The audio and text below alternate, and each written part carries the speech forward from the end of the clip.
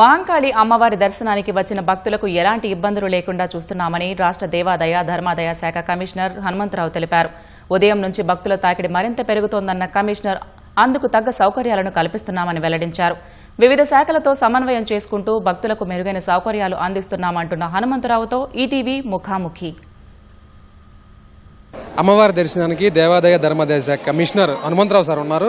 ఈ శాఖల మధ్య సమన్వయంతో పాటు ఏర్పాట్లు ఎలా ఉన్నాయనే విషయాలు ఆయన మాట్లాడి అడిగి తెలుసు. సార్ దర్శనం చేసుకున్నారు అమ్మవారిని, ఎలా ఉంది సార్? భక్తులు ఏమంటున్నారు? వివిధ శాఖలతో సమన్వయం ఉంది సార్. అందరికీ నమస్కారం. భక్తుల యొక్క ఫీడ్బ్యాక్ తీసుకోవడం జరిగింది. చాలా మంచిగా సంతోషంగా దర్శనం చేసుకుంటారు. ఎక్కడ ఒత్తిడి కానీ తోపులాట కానీ లేకుండా ప్రశాంతంగా దర్శనం చేసుకుంటున్నారు. భక్తులు కూడా సంయమనంతో సహనంతో వ్యవహరిస్తున్నారు. అదేవిధంగా పోలీసు వారు కూడా అద్భుతమైనటువంటి బందోబస్తు ఏర్పాటు చేశారు.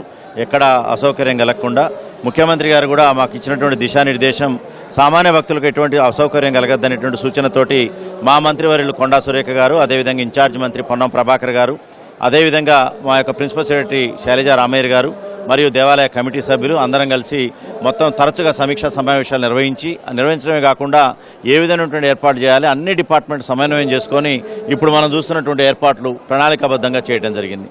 సార్, ఈ ఉదయం నుంచి కూడా భక్తులు తాకిడి మరింత పెరుగుతుంది సార్. దానికి తగ్గట్లు సెక్యూరిటీ కావచ్చు, వాలంటీర్లు కావచ్చు, వాళ్ళు కూడా విధులు నిర్వహిస్తున్నారు. అది ఎలా ఉంది సార్? వాలంటీర్లు, సెక్యూరిటీ మీరు చూస్తున్నారు. స్వచ్ఛందంగా కూడా అమ్మవారి సేవకులు ఉన్నారు. వారందరూ కూడా ఏమాత్రం అలసట లేకుండా 3 షిఫ్ట్లలో పనిచేస్తున్నారు. మనం ఇక్కడ చూస్తున్న దక్కన్ సేవా సమితి కూడా దాదాపుగా 100 ఏళ్ల నుంచి కూడా ఇక్కడ ఉన్నటువంటి సర్వీస్ చేస్తున్నటువంటి పరిస్థితి ఉంది. దశాబ్దాల తరబడి వారి యొక్క సేవలు ఇక్కడ ఉన్నాయి. ఇదంతా కూడా అందరూ భక్తులే వారి యొక్క వాలంటీర్లుగా మారి చేసినటువంటి వైనం ఉంది. భక్తులు ఎంతమంది వచ్చినా సాఫీగా కొనసాగడానికి అన్ని రకాల ఏర్పాట్లు చేయడం జరిగింది. సార్, ఇప్పుడు త్రాగునీరు కావచ్చు, వైద్యం కావచ్చు, ఇలాంటి ఏర్పాట్లు ఎలా ఉన్నాయి సార్? వాళ్ళకి మెడికల్ అండ్ హెల్త్ డిపార్ట్మెంట్ నుంచి జిల్లా కలెక్టర్ గారి ఇన్స్ట్రక్షన్స్ ప్రకారంగా పూర్తి స్థాయిలో వైద్య బృందాలు ఏ విధమైనటువంటి ఇబ్బంది లేకుండా ఫస్ట్ ఎయిడ్ మెడికల్ కిట్ దగ్గర నుంచి ఎమర్జెన్సీ అయితే అడ్వాన్స్డ్ లైఫ్ సపోర్ట్ అంబులెన్స్లు కూడా ఏర్పాటు చేయడం జరిగింది. అంతేకాకుండా తాగునీరు సంబంధించి కూడా హెచ్ఎండబ్ల్యూఎస్ మరియు అదేవిధంగా వారి యొక్క మెట్రో వాటర్ వర్క్ సంబంధించి వాళ్ళందరూ ఉన్నారు. డ్రింకింగ్ వాటర్ కిట్స్ కూడా అన్ని చోట్ల పెట్టడం జరిగింది. అన్ని కౌంటర్లు పెట్టడం జరిగింది. ఎక్కడ తాగునీరుకి ఇబ్బంది లేదు. అదే కాకుండా భక్తులు కూడా పెద్ద ఎత్తున మజ్జిగ ప్యాకెట్స్ కానీ అన్నదానం కానీ అనాదిగా వస్తున్నటువంటి సంప్రదాయం ప్రకారంగా మనం ఇక్కడ చూస్తున్నాం. ఇది రాష్ట్ర దేవాదాయ ధర్మాదాయ శాఖ కమిషనర్ హనుమంతరావు గారి స్పందన.